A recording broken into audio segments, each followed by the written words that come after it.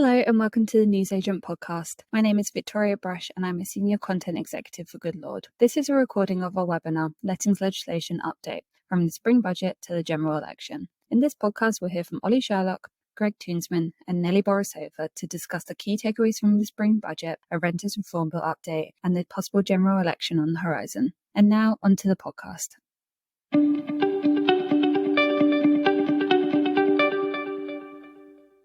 Good morning, everyone, and welcome to this morning's instalment of the Goodlord Group's webinar series. And today we're going to be talking about lettings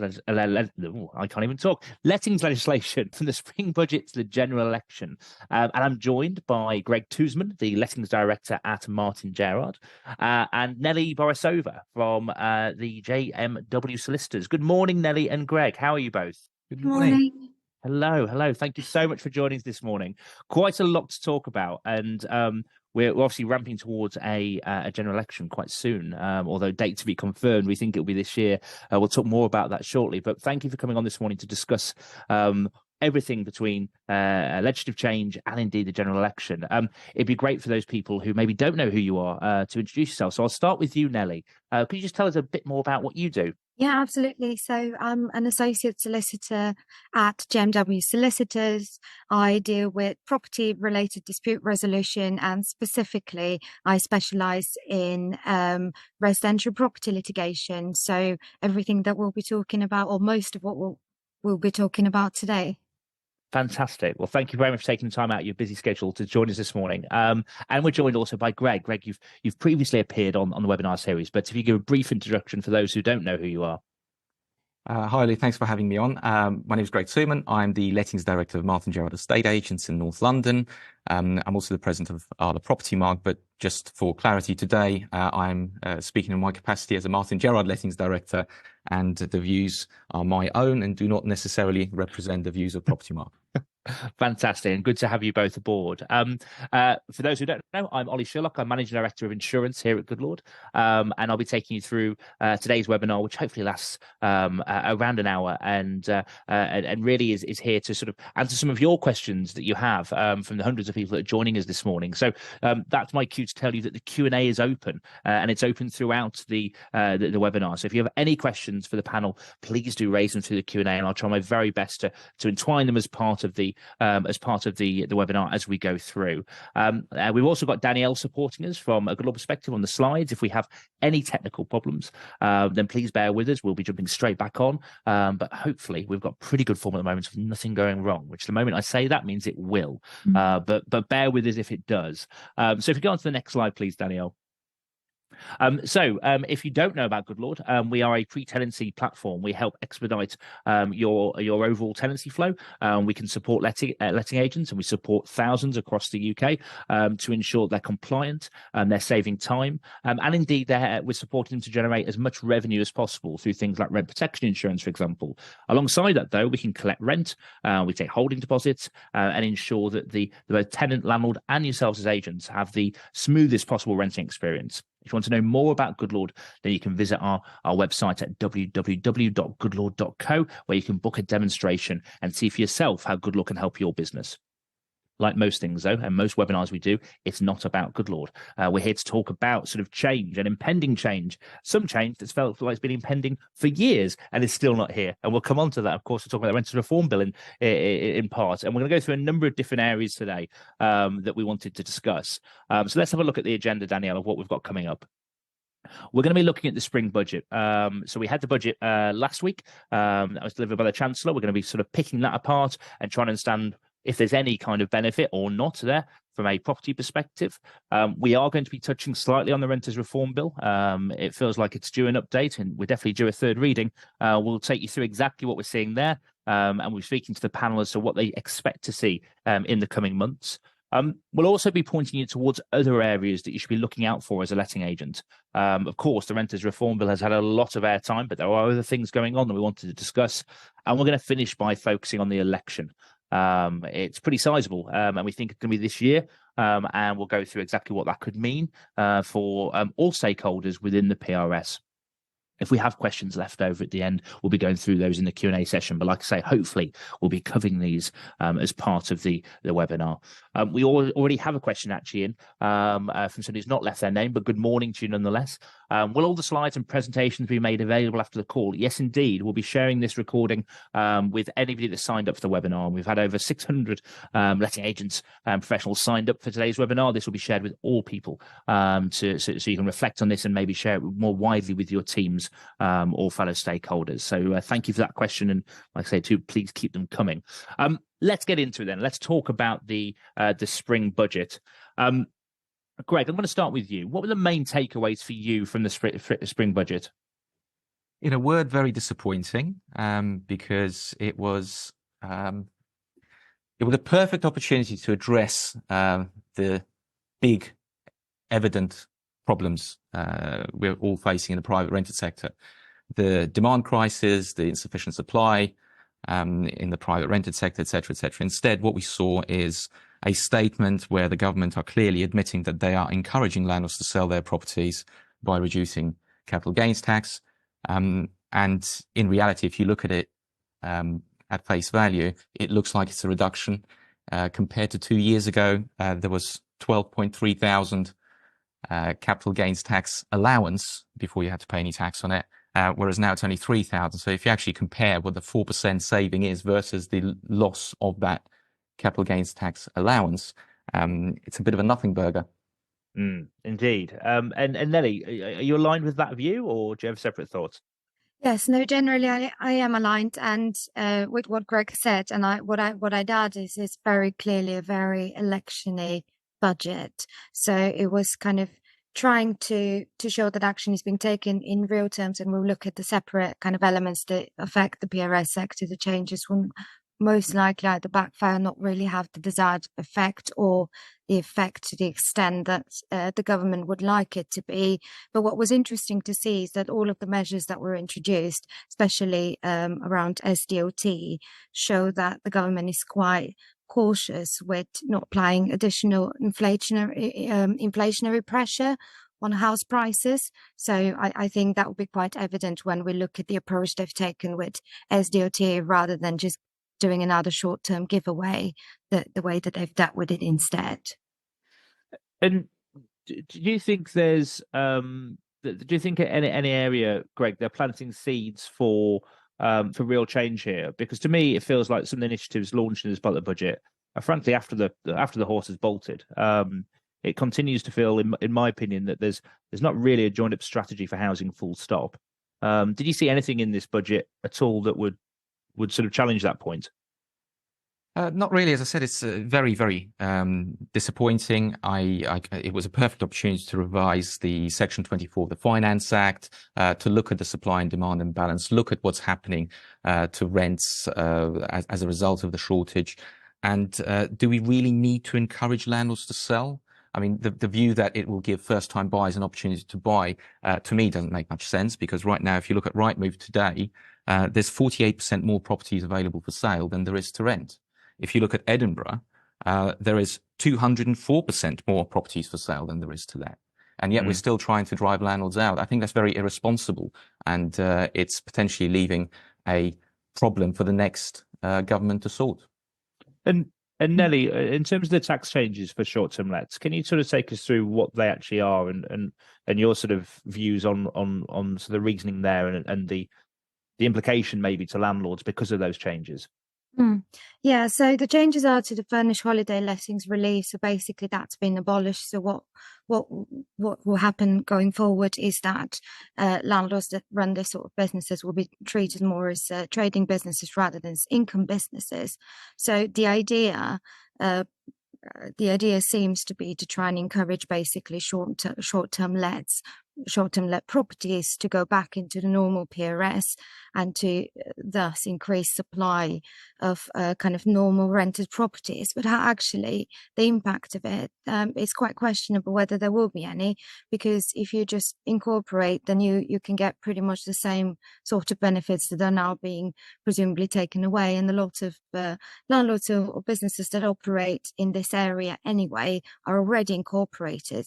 So whether it will make any actual difference is questionable.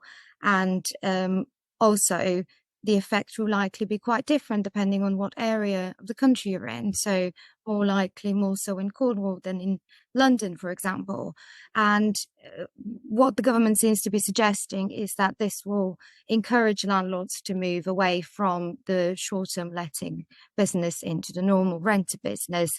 However, this will likely happen if you're already in that area. It will still be profitable. As I said, you'll still be getting similar sort of benefits if you change the way you operate a little bit, and you unlikely then decide that this is such a big game changer that you should move away from the short let area just because it's very profitable. However, what it might do is it might stop landlords that are considering maybe venturing out of the normal PRS into the short-term let to maybe reconsider and not make the move. But we'll have to basically wait and see. Overall, though, this change only brings the Treasury about 300 million, so not really, it's really peanuts when you compare to other measures that are taken into the budget, for example, the national insurance cut. So it's not as big as it sounds, but it does make good headlines in the news. Yeah, and it feels a bit like perception and reality are opposite ends here. Something you can tell we've got an election coming. It's like you say, it sounds great, but the reality is that it delivers quite little back to the Treasury. But also, to my earlier point, it feels like the horse is already bolted on this. You've got areas like Whitby, for example, that are saturated in these types of properties and this mechanism. To your point, that doesn't sound like it's going to materially change anyway, because there's quite simple ways around it if they're not already incorporated. But also, even with these changes, it's still a profitable enterprise. I suppose the only sort of strategic thing I can see here is that you've then got the changes to CGT, and therefore the suggestion is that landlords could exit the market, they could sell their property and gain more. But Greg, I think as you've already covered, the thresholds have been lowered so much that actually that net gain is immaterial. And if the government is thinking about this, Greg, in a way that landlords selling property is good because that puts more back into to first-time buyers, for example, how much of a fallacy is that in your experience? What are you seeing from a sales perspective that either supports that view or dismisses it? Look, my personal view is that encouraging landlords to sell the properties currently in the PRS is as irresponsible as selling the country's gold when Gordon Brown did it towards the end of the 90s. So it's a really irresponsible thing to do. 1 in 5 people are currently in the private rented sector. We're not building social homes. Where will those people live? So for every landlord selling, you've got one more tenant that people in the private rented sector are having to compete with. So I think we need to think about it long term, not just headlines. That's my view. Yeah. And was there anything in the budget, Nelly, from a social housing perspective? Have the government done anything at all from a social housing view that can help support an area of the sector that's in drastic need for such support? Well, that's very much what's lacking, and what we'll likely actually see when we approach the election in change of the way that the manifestos and how the government, well, the main parties will have to approach this issue, is that there seems to be very much a focus on the PRS, especially with the Renters Reform Bill, and actually adding to what Greg said, if you look at that encouragement for landlords to sell, combined with against the background of the Renters Reform Bill, is very much encouraging maybe landlords that have been in this area for a very long time to actually sell, and this will lead to over a reduction of properties that are available. But what then that just makes worse is there is a lack of looking at housing overall, and I think we'll look at that towards the end a bit more of today's webinar. But basically there has to be a holistic approach. You can't just look at separate areas of housing, because the issue is so complex and it needs to be addressed on all levels, including social housing, but that is not really happening. And sticking with you now, from a mortgage perspective or any other area, are there any other mechanisms at the moment that are going to affect, you think, the supply of housing into the PRS? Is there anything sort of stunting growth or indeed helping growth, dare I say it? I mean, what's really interesting in the budget is what I mentioned, the SDOT, the multiple dwellings relief, that's been removed. So actually, if that is very much not encouraging, but the opposite, disincentivizing investment into the sector. So when you're looking at investors that usually would rely on this relief in order to purchase lots of properties in bulk that then will be available in the PRS, then that incentive has been removed. So it's very difficult to see what the point is here and where the government really thinks it's going, because overall, as I say, that the headlines of what they're saying is we are supporting the PRS, encouraging there'll be more properties available for first-time buyers or for people to rent. But actually, if you look at these measures in the budget altogether, they seem to be sending the wrong message, and in practical terms, the wrong impact, really. Mm. And you alluded a minute ago, Neli, to the sort of the compounding effect of multiple change and legislative change or predicted legislative change, creating quite a challenging space for landlords. And Greg, does it not feel at the moment that we have almost an anti-landlord view in this country, and that to anybody in the sector feels completely bonkers on the basis of the supply and demand issues? Why is that, do you think? Well, no, we want to encourage home ownership. I think the policies that were introduced in 2016 laid the foundations for this. And I think it's fair to say that the government have not been sort of discreet over their motives. So they're trying to encourage people to get onto the housing ladder. The problem is that the strategy that they're employing to do that is not delivering the results that they wanted. It is now harder to get on the housing ladder than it was in 2016. Rents are, I think the latest count was about 30 to 35% higher than they were back then. And there is less property in the PRS. So if you want to get people onto the housing ladder, first of all, you need to allow them to save for a deposit. You need to create an environment where not all of your disposable income is going on rent. And there are ways to deliver that. The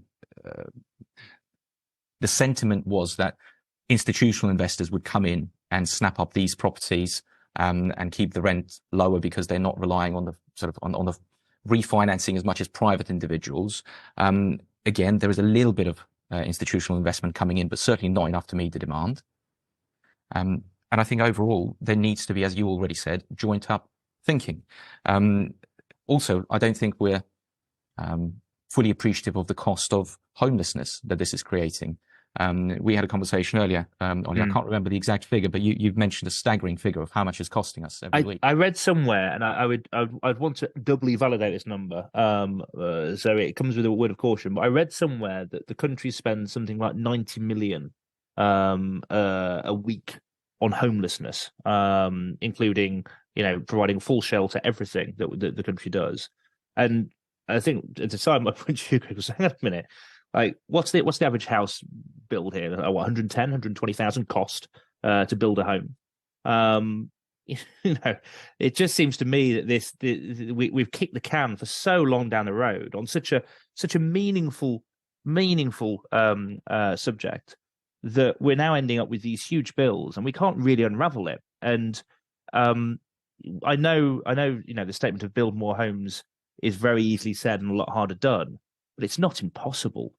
And it feels like we've proactively taken measures to resist against that. I mean, the government itself, this isn't just a Conservative thing. This is a multi-government failure, right? But in more recent times, the government had a target, I think, Greg and Neli, of 350,000 homes a year. They had an actual target, which they failed to meet, consecutively year after year. So what did they do? They abolished the target and said, it's not a target anymore. It's aspirational. Well, going to the moon is aspirational. Providing people with homes, I think, should be a little more than aspirational. And it must be so frustrating for letting agents on this call and in day-to-day life, like yourself, Greg, because, ultimately you're trying to support this ecosystem, and landlords are trying to support this ecosystem. And then you get hit with these kind of changes, or we'll come into the Renters Reform Bill shortly. And I imagine there's plenty there sitting going, well, why am I doing this? And I've tried quite hard to not jump on the kind of mass exodus bandwagon, because the data doesn't support it. I think if you look at the last ONS figures, I think the net available properties in the PRS declined by something like 0.43%. So yeah, it's gone backwards, but it's not material. Now, what that doesn't tell you though is that where demand is, and demand has massively increased, and it's got to continue to increase year on year the longer we take to fix these problems.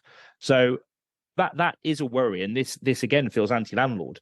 That being said, you only have to look north of the border, right, guys? Look into Scotland. And Greg, you're up in Scotland more recently, and I think you had a really interesting perspective of how the world has changed there for landlords.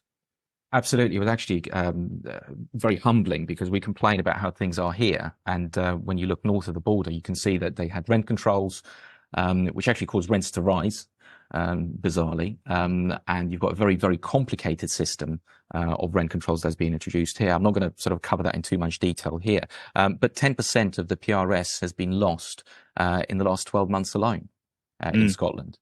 And sort of south of the border and the country as a whole, you've got to look at how much the population has grown. And since 2008, the last financial crisis, we've grown by over 6 million people. In the same period of time, the local governments have built 32,000 homes in the social sector.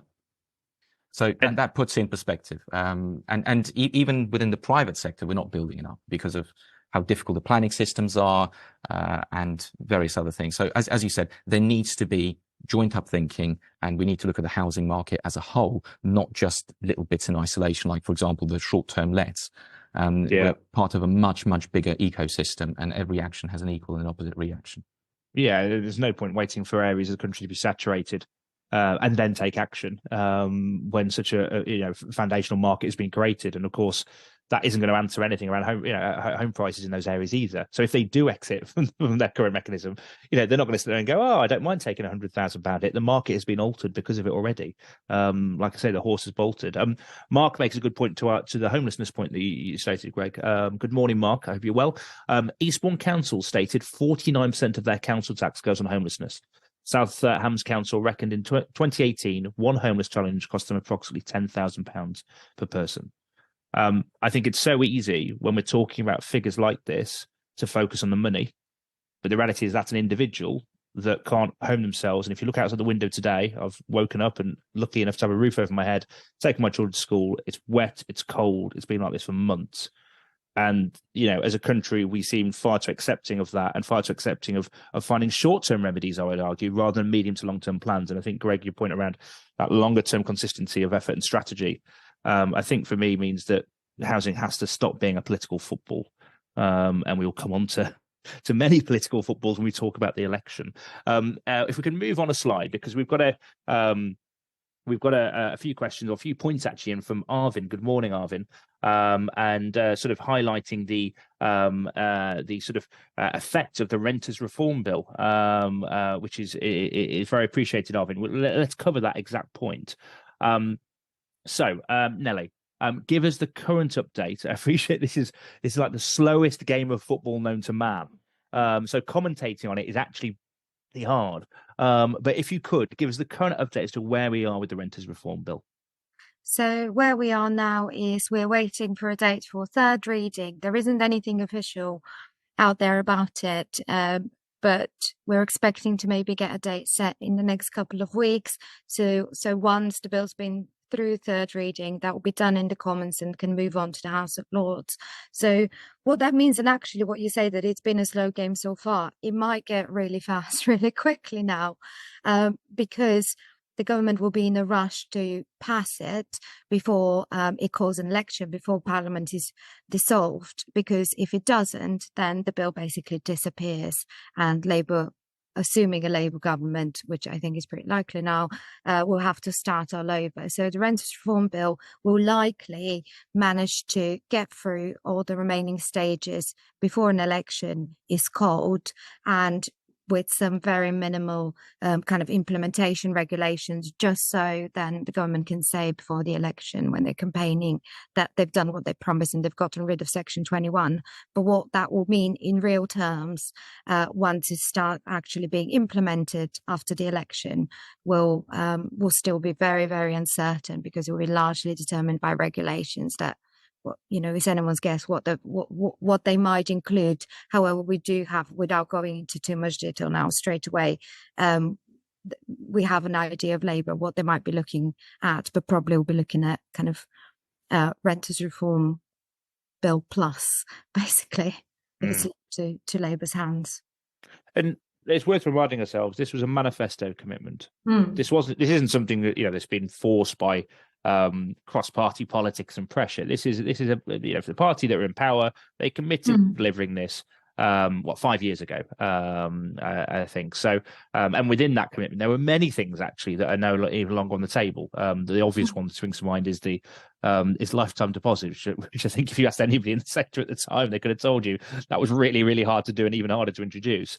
But we're now at a stage, like you say, that the clock is ticking ahead of election. Only between when we last spoke, Nelly, actually, and today, the Sun newspaper of all publications released an exclusive that they thought this was now going to be canned, and citing in party opposition, which there's been quite a bit of noise about.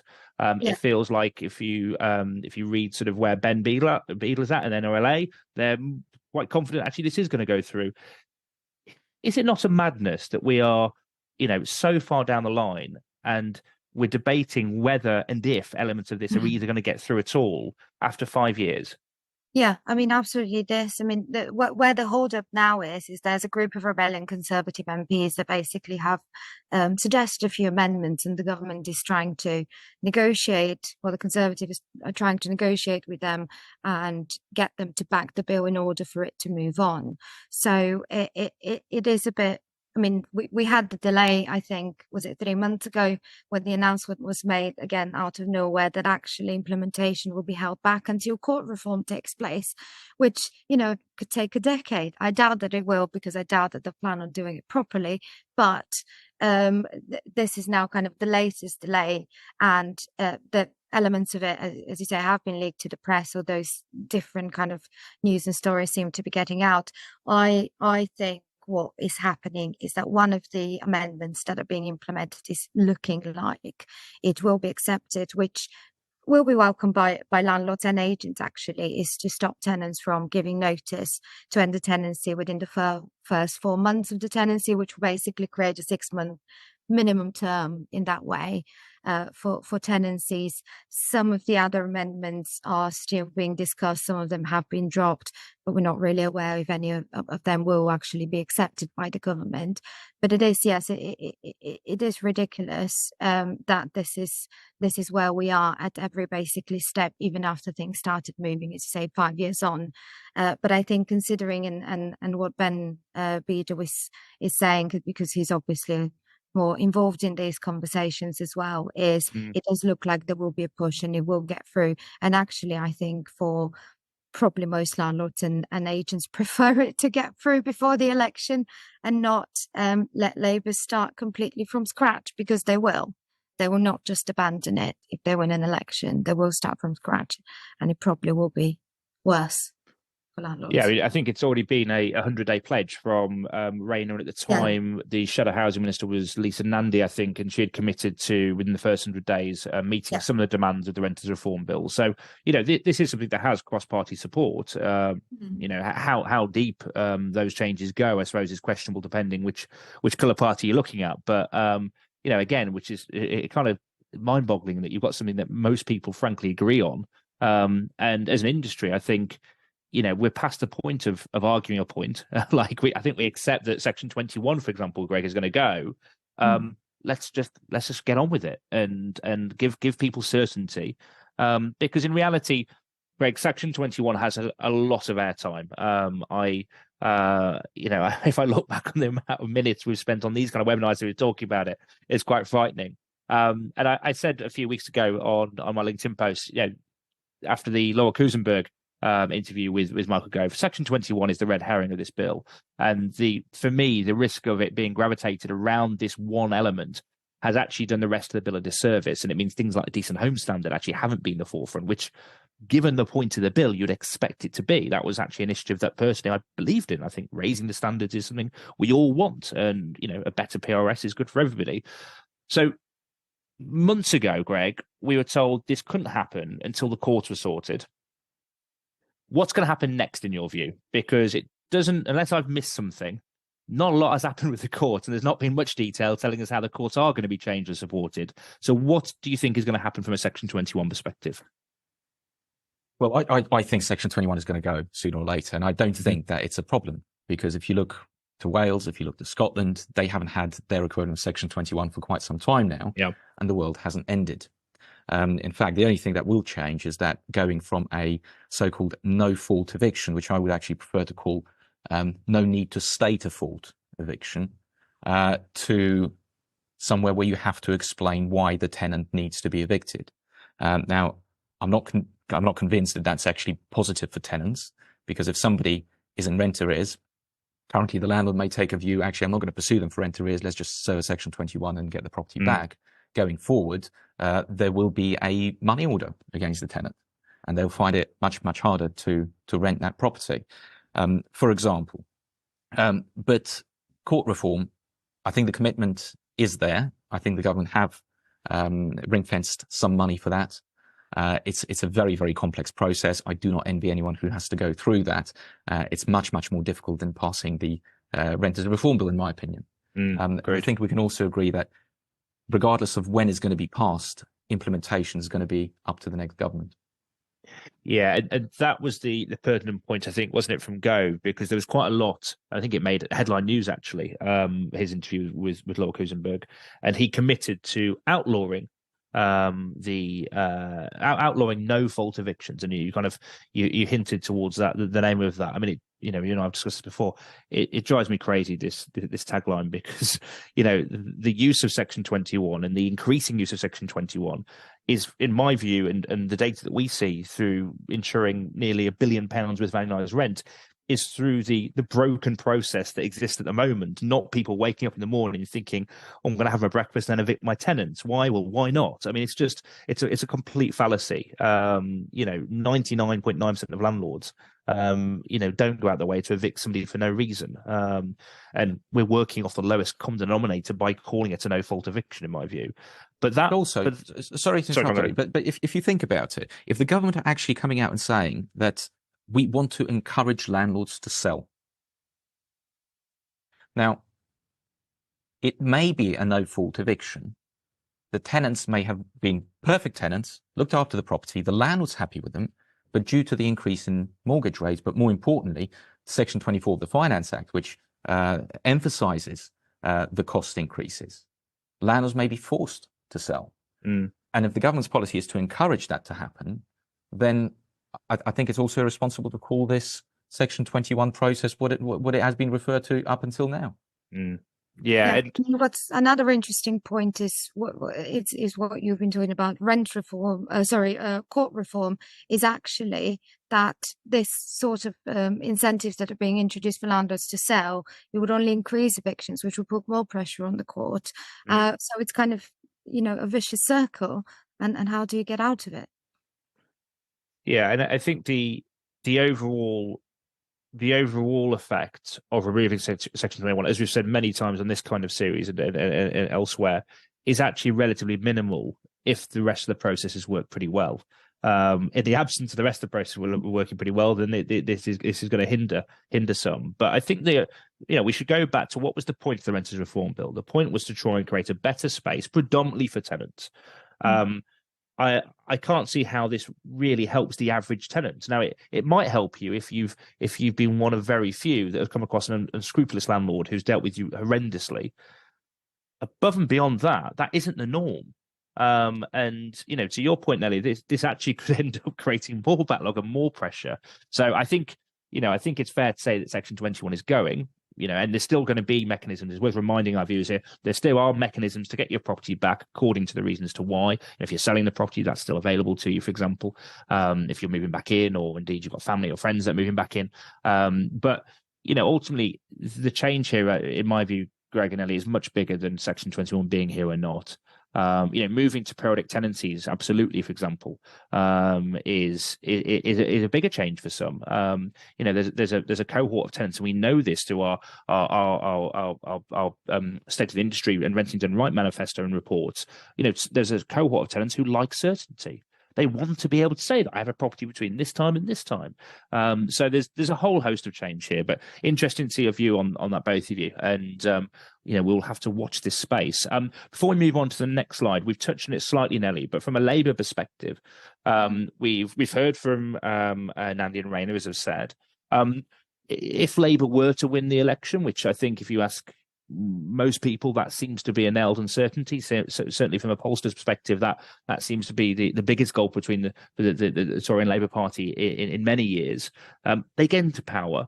Do you think we'll see a load of hot air, or do you think actually they are prepared to take action and deliver something that could be quite different and arguably in some respects worse or better for tenants and landlords in their first sort of 100 days? What's your view there? It depends whether they have to start all over. Say the Renters Reform Bill is passed, becomes an act before the election, which is more likely to happen. So there are a couple of things that, as I said, there are quite a lot of provisions for further regulations to be provided, which the Labour government can work with, and areas that we should probably watch are, for example, notice periods. So at the moment, most notices provide for 2 months. So most grounds for eviction provide for 2 months notices. So it is likely that the Labour government might want to increase that to, say, 6 month notices rather than 2. So to make it harder or to require landlords to give longer notice to tenants. Other areas which they might dip into is what they've mentioned before, is requirement for agents, for example, to have agent qualification.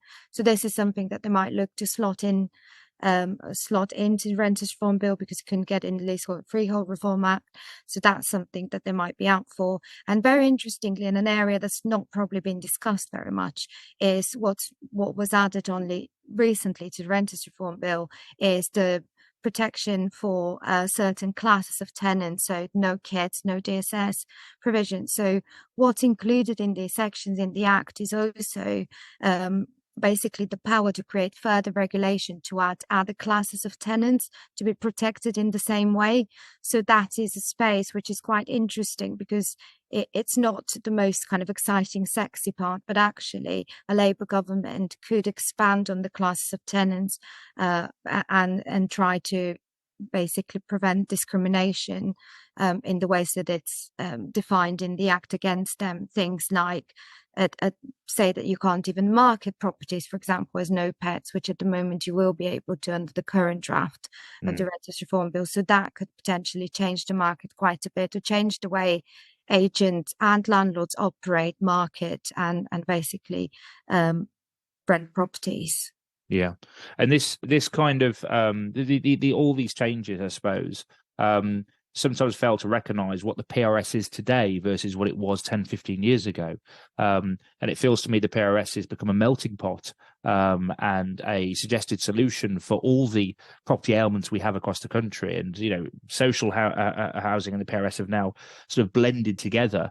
For me, it'd be great to see some initiative that manages social housing and the PRS separately, actually.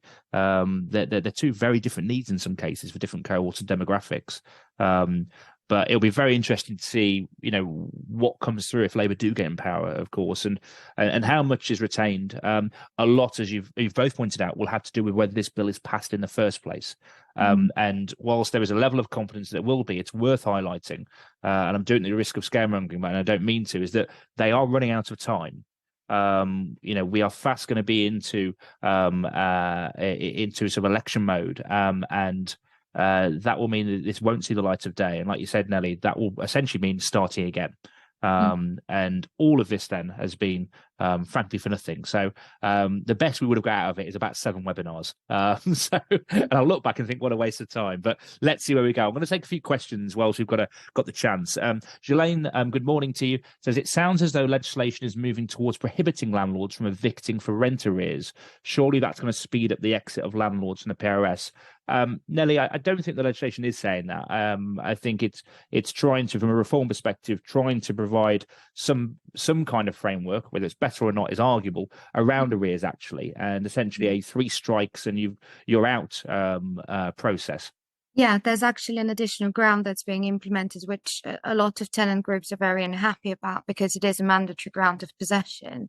But basically, it would allow to deal with situations where tenants run into arrears and they pay up and then again. So it's not consistent arrears that really pile up endlessly, but still inconsistency in rent payment. So landlords will, under the new ground, I think it's 8A, be allowed to evict tenants who fall into that situation 3 times over the period of 2 years. So actually, you'll be better off with this additional ground when you deal with these sort of tenants.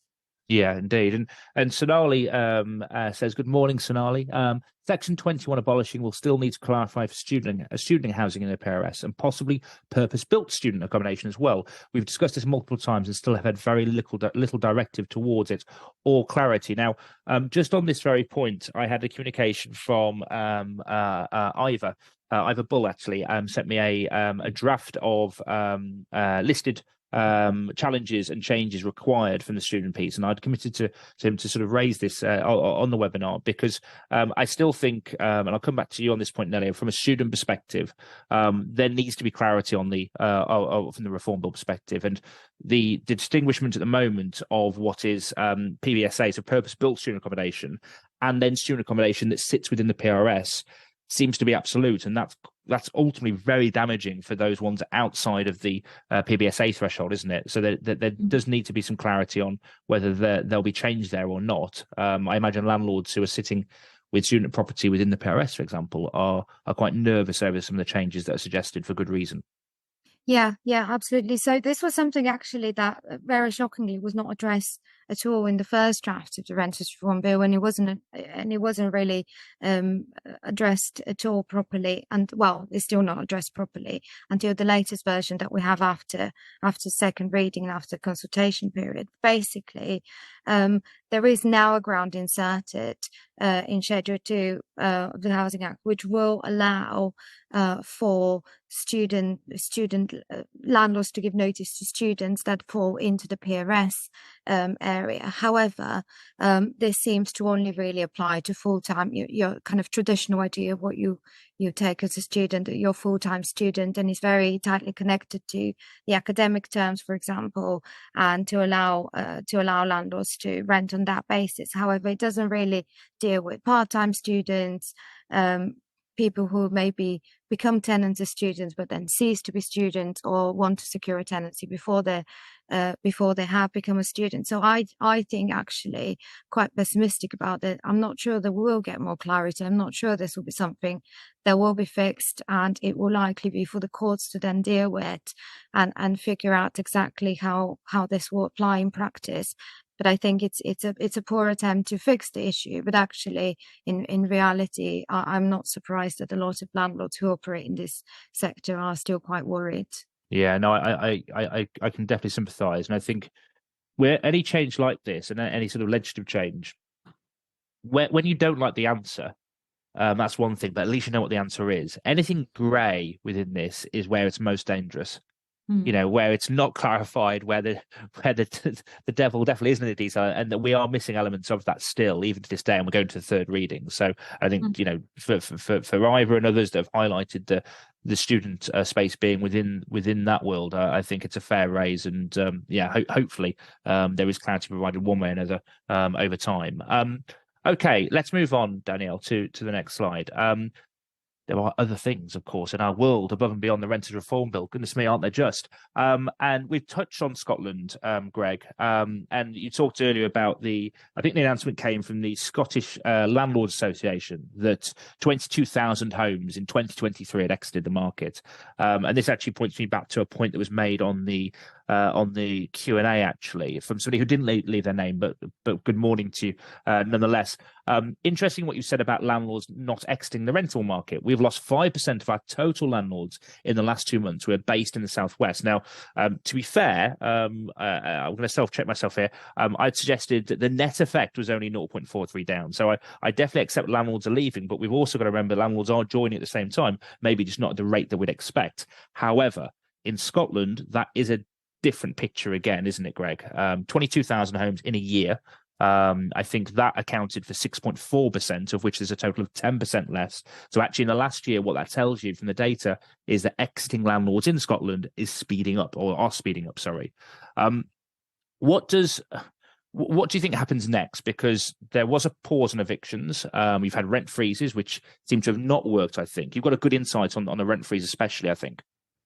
Well, there was a rent freeze. It is being lifted. But from what I understand, it's being replaced by a different rent review mechanism, where it's a very, very complex formula. And like with all things, I think we need to zoom out for a second and then just look at what's happening in the private rented sector overall. We're approaching 200 pieces of legislation that any landlord needs to comply with in order to rent a property. More landlords are moving into a fully managed service because it is just becoming so complex. As more and more people are relying on the private rented sector, I think the government need to regulate it as much as possible. So we welcome regulation of property agents. So overall, we are moving from a sector where it was accidental landlords following 2008 financial crisis to the government realizing that we cannot rely on accidental landlords to plug the gap that's been created within the social sector. So we're moving into this hybrid space where the government want a more professional sector. They want to give tenants the protection, but unfortunately, they're not giving the incentives sufficient to attract that institutional investor or the professional landlord. So going back to Scotland, I can't see how an average landlord will successfully navigate the new rent control structure without proper professional advice. Because it's that complicated. Well, look, it's not complicated if you're a property professional dealing with it day in, day out. You'll need to understand the system. You'll need to be able to gather market evidence, and look, time will tell. But for an accidental landlord who's never navigated this before, I think it will be extremely complex, which is why it's really important to get a proper managing agent who knows what they're doing. And it's, look, we are in a very fluid world. I was surprised to see the complexity of it. I was equally surprised to see that despite all these complexities, rents are not falling. In fact, they're rising. And to me, there's no end in sight for that. Yeah, no, I get that. And it's not the only change. We are seeing changes to material information as well. And Neli, it'd be good for you to talk through sort of what the suggestions are here and what change looks like. Well, what has happened is that the National Trading Standards State Letting Agency team has published some further guidance on what material information is. So what are agents actually required to provide to a purchaser or prospective tenant. So I'd say overall here is, I mean, people obviously prefer clear answer. There isn't one, and even the guidance is non-binding. It has no legal standing. It is better to get more examples and to get more information of what might be meant by that material information. But until the courts look at it, there isn't really a legally kind of sound answer to give to landlords and agents. And I'd say common sense approach should be taken. So read the guidance, but remember it is only guidance. Parts of it are better than others. Some of it, I think, we're pretty confident would actually are wrong and are not supported by previous case law. For example, requirements for agents to provide information about building safety and flood risk, easements and rights and things like that usually conveyancers will have to deal with. And actually the courts under the previous regime before the consumer protection regulations have been quite clear that agents should not be required to provide this sort of information because that is a job for a conveyancer. And indeed, some of these issues like building safety, for example, some conveyancers refuse to and do not advise on and have no insurance to advise on. So even a solicitor, even your standard conveyancer would not be able to advise on that. So it is very unlikely that the court will then find that the agent somehow is in a good position to do that. So my advice would be read the guidance. Remember though, it's not legally binding. So parts A and B are better. C probably will be knocked down when it actually gets to court at some point, and won't really be as practical to apply in real life. Yeah, and I think that again, which sort of talked about sort of grey areas in the Renters Reform Bill, this feels equally as grey in some respects. But I sat through a session with James Monroe a few weeks ago, months ago actually, and what was clear to me is that ignorance is no longer a defence. So I think for businesses and operators out there, if it's the first time you've heard about these potential changes, I'd urge you to look at ways that you can mitigate risk rather than encounter risk. And there are some easier ways. I mean, if you get into the really pointy stuff, you start thinking about, advising around mobile phone signals. And Neli, you and I had a conversation around, well, hang on a minute, in my kitchen I get a great signal, but in my bedroom I don't. What do I say to a prospective customer? In reality, giving a link back to, I think, the Ofcom site, for example, they can give that guidance is the safest route. So there are ways agents can protect themselves whilst trying to improve the material information that's given. But court precedents and legal precedents is going to count for a lot here, I imagine, over the years once the changes are introduced. Yes, it's something to bear in mind as well. Obviously, agents should do their best to provide all the relevant information and to comply with the guidance. Is that in reality, local authorities almost never prosecute agents because they just don't have the resources to deal with it. So it's not, it's not something that you'll definitely be prosecuted over if you get it wrong. But as you say, sometimes just referring people to the correct website where they can get the relevant information. You can't be an expert on, more Wi-Fi and mobile phone signals and building safety, and it's just not possible. Yeah, indeed. I mean, equally, I think it's a great opportunity for professional agents to stand out from the rest. If you just take a little bit more time and do your sort of background research and provide more information than your competitor agent, it's only going to lead to more business. So why resist something that isn't actually that difficult? And I appreciate the points about sort of complex easements and flood risks and things like that. But there is information that is easily obtainable, and descriptions within the property industry need to improve. Provide as much information as possible so that you save yourself time. Yeah, and try and rid ourselves of a well-appointed as an intro into any description. I've never understood that, and I still don't. Mark does have a well-made point, though, and Mark says the problem is agents are at different levels. He's using an example here. Went to first-tier tribunal, property chamber last April. Agent got slated, failed to consult RE service charges. Agent had been in business over 30 years. I think insert sort of rant around Roper and why we need it. But the wider point is that if we are in a professional capacity, and I think all of us want to be the best we possibly can be, and it's we don't have to look very far to see that the public perception of estate and letting agents isn't always at the top of the list against other fields. So anything that makes us better and validates all the great work that most agents do, for me, is a positive thing. And clearly agents are at different levels. It's really hard. Like, there's so much change. And it's one of the reasons why we do sessions like this, is try and sort of bring some of that change to the forefront. I'm certainly not telling you that we've got all the answers, but if we can just point you in the right direction to allow you to then look at any element that you think, oh, I'm not quite to scratch on that. We can improve the sector quite materially by working together, I think. And that works on an agent to agent level, supplier level.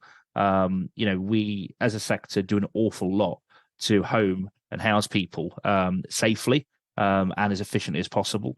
And unfortunately, I think that goes unnoticed too often. And actually, things like Roper, I think, allow that to be celebrated. So personally, I a bit to your point, Greg and Roper, I'm supportive of that and want agents to be heralded as something that's positive. You mentioned earlier, Ollie, that the PRS has changed almost beyond recognition in the last 15 years, and I concur. The fact that somebody's been doing it for 30 years doesn't necessarily mean that they're up to the latest regulations. In fact, it could actually mean that they remember how things were supposed to be done 30 years ago, but if they haven't done any continuous professional development, haven't gone on any courses, haven't familiarized yourself, may not even be qualified. And I don't know who the agent is. Obviously, I'm not passing any judgment here, but it doesn't necessarily mean that you are a professional just because you've been doing it for a long time. Somebody who's been doing it for a much shorter period of time, but who is familiar with all the latest regulation and legal obligations, may be able to provide better advice.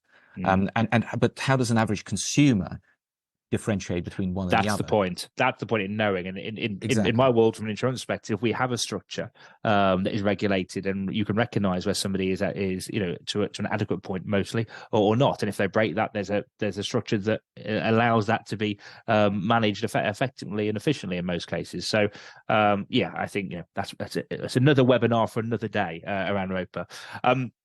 In terms of that support that I noted around from an agent perspective, Goodlord is launching a Renting Done Right initiative. For those of you who follow our sort of work, you may recognise that phrase. We did a similar point last week, and there's a survey going out as of tomorrow. So anybody on this call or is signed up to the webinar and podcast, you'll receive that survey. It'd be great if you could complete that on our behalf. All of that data goes back into the overall view and giving you all a view of that data to help support these kind of educational pieces back into your landlords, for example. So any participation there is greatly received. So before we sort of sign off, let's talk about the election.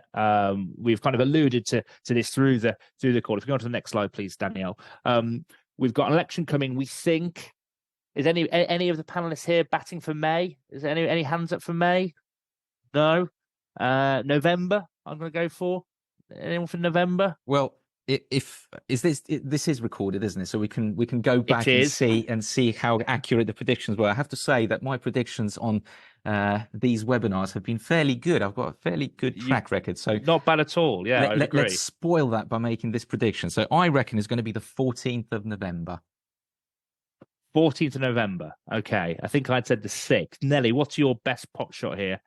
I'm not going to give a specific date, but what I'll go for then is just to give a bit of a different answer, is that I think they might even do an October pre-conference or without conference election, an early one. I think that will benefit the Conservatives because they've got the money. They don't really need to do the rounds at the conferences.